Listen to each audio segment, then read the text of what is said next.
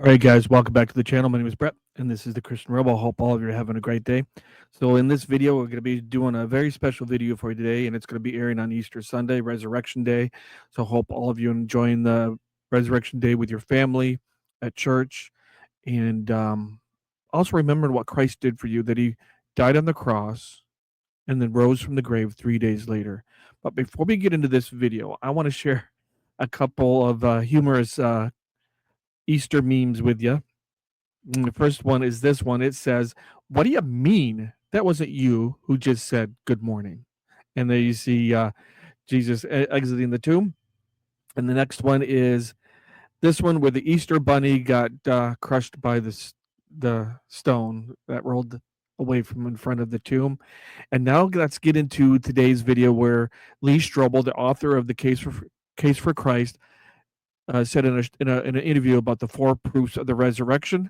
So let's get into it and see what Lee has to say. I like to look at the evidence for the resurrection in 4 categories. The first one is, did Jesus die on the cross? Was he dead?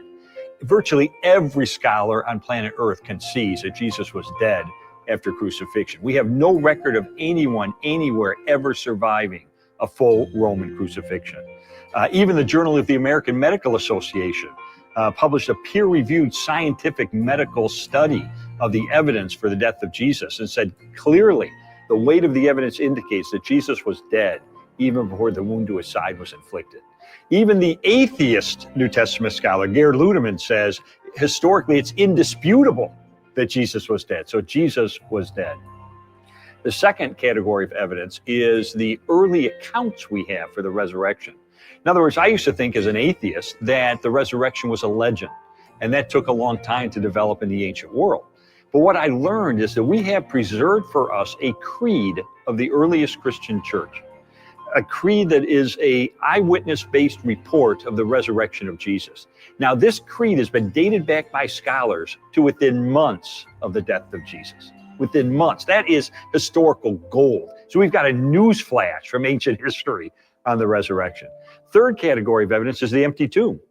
And the best evidence for that is even the opponents of Jesus implicitly admitted the tomb was empty.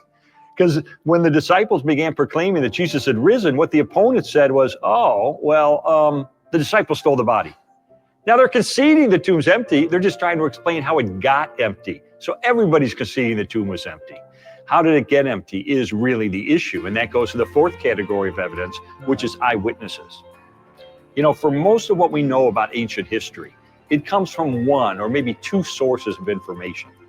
And yet for the conviction of the disciples that they encountered the resurrected Jesus, we have no fewer than 9 ancient sources, inside and outside the New Testament, confirming and corroborating the conviction of the disciples that they encountered the risen Christ. That is an avalanche of historical data. So you put all that together and you have a really good case for Easter. So what do you guys think about those 4 proofs of the resurrection? Eyewitnesses, the creed. And let's talk about those eyewitnesses. Do you know that the first witnesses to Jesus' resurrection were women? And back in the 1st century, the testimony of women were counted as basically nothing. And I'm going to do a further deep dive into these outside sources that talk about the resurrection of Jesus Christ. So, but before we end today, I got to share a Bible verse with you.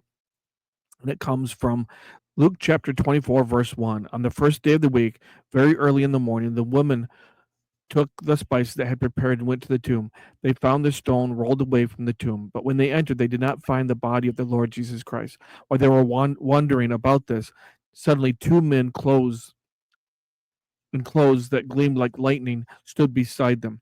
And in their fright, the women bowed down with their faces to the ground. But the men said to them, "Why do you look for the living among the dead? He is not here. He is risen. Remember how he told you while he was still with you in Galilee. The Son of Man must be delivered over the hands of sinners, be crucified on the 3rd day, be raised again." Then they remembered his words. When they came back from the tomb, they told all these things to the 11 and to all the others.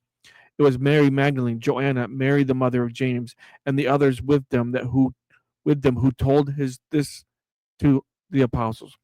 but they did not believe them because their words seemed to them like nonsense. What did I say before in the first century?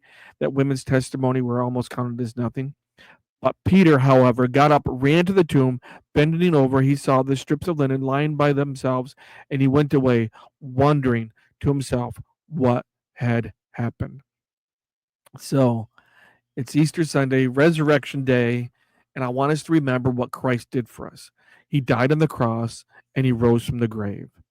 All right, guys. I hope you guys are all having a blessed day today. Remember what Jesus Christ did for you. He died on the cross, rose from the grave on the third day.